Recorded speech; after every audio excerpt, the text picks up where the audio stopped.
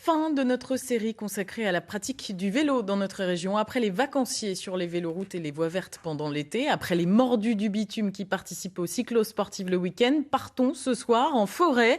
Et le rythme ne sera pas plus tranquille pour Stéphane Gérin et Patrice Cornili qui ont suivi les ados du club de VTT de Notre-Dame de Bondeville. On regarde.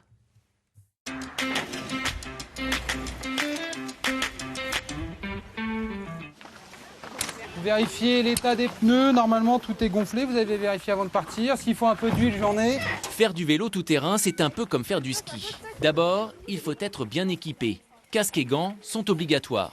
Ensuite, il faut vérifier son matériel, car en forêt comme à la montagne, un équipement défaillant peut vite être source de galère. Mais quand ces deux principes sont respectés, on peut alors chevaucher sa monture et s'en donner à cœur joie.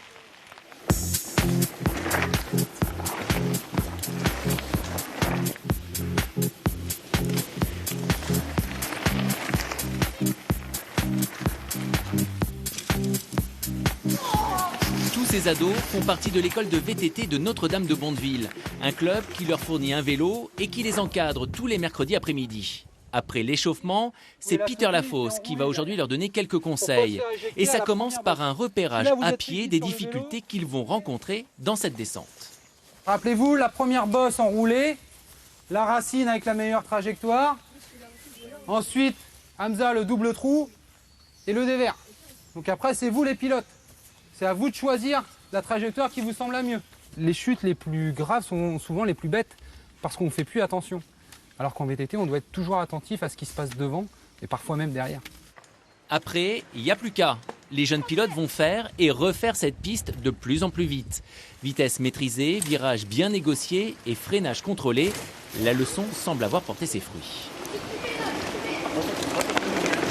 C'est mieux que le VTT route, quoi. C'est plus d'adrénaline, voilà quoi, c'est mieux.